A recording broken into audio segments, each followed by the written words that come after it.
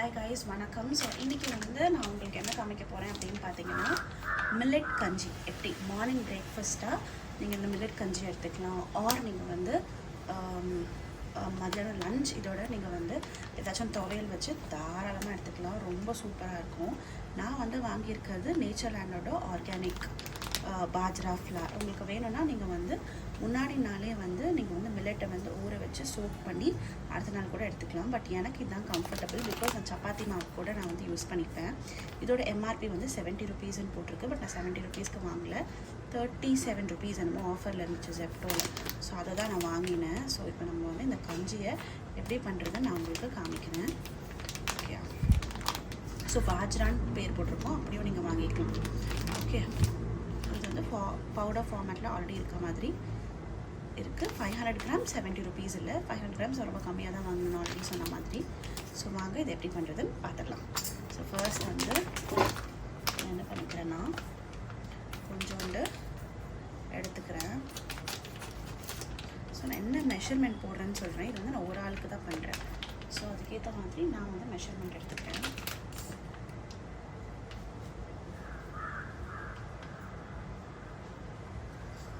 இந்த மாதிரி பவுடர் இதெல்லாம் எடுக்கும் போது மேக் ஷுர் நீங்கள் ட்ரையான ஒரு ஸ்பூனை யூஸ் பண்ணுற மாதிரி, எந்த ஒரு விதமான ஈரப்பதமுமே இல்லாத ஒரு ஸ்பூன் எடுத்துக்கிறீங்களான்னு பார்த்துக்கோங்க.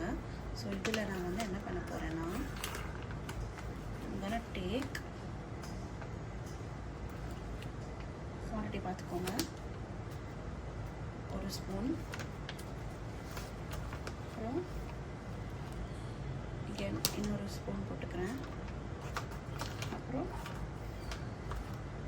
இன்னும் ஒரே ஒரு ஸ்பூன் மட்டும் தான் நான் போட்டுக்கிறேன். ஸோ 3 ஸ்பூன் மட்டும் தான் நான் போட்டுக்கிறேன். இதில்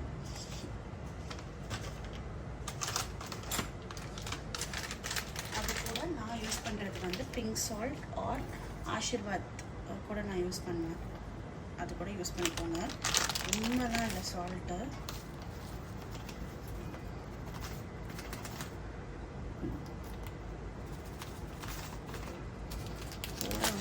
பயமாக இருக்குது.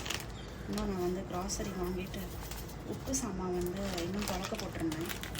அது இன்னும் தொலைக்கி இன்னும் அதை காய வச்சுருக்கேன். இன்னும் வரல. நீங்கள் நான் கொஞ்சம்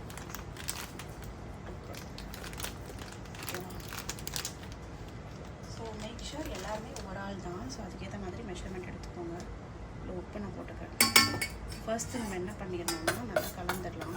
பிகாஸ் உப்பு போட்டிருக்கோம் இல்லையா, போட்டு நல்லா கலந்துடலாம். எம்டி, நான் உள்ள கீயோ எதுவுமே போடல, எம்டியாக தான் இருக்க போது.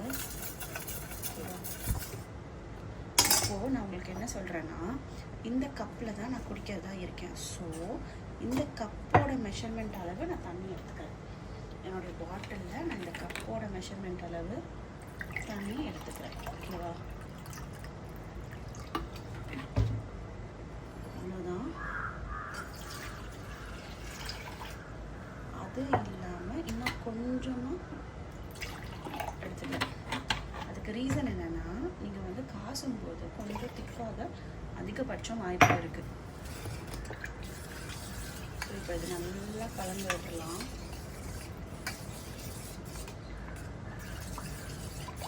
எந்த லம்ப்ஸுமே இருக்காது. அந்த மாதிரி நீங்கள்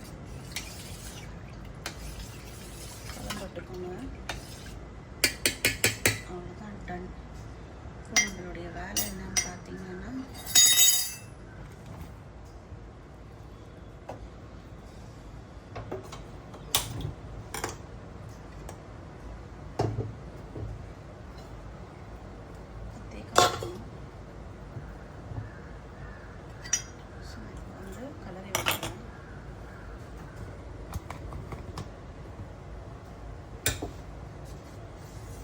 சத்து மாவு கஞ்சி காசை மாதிரி தான், சீக்கிரமாக அடி பிடிச்சிடும்.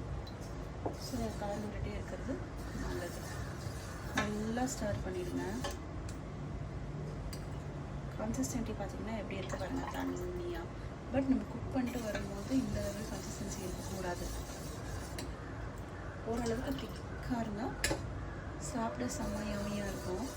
ஸோ இந்த மாதிரி கலந்து விட்டே இருங்க. கொஞ்சம் கொஞ்சமாக அப்படியே திக்காகிட்டே இருக்குது.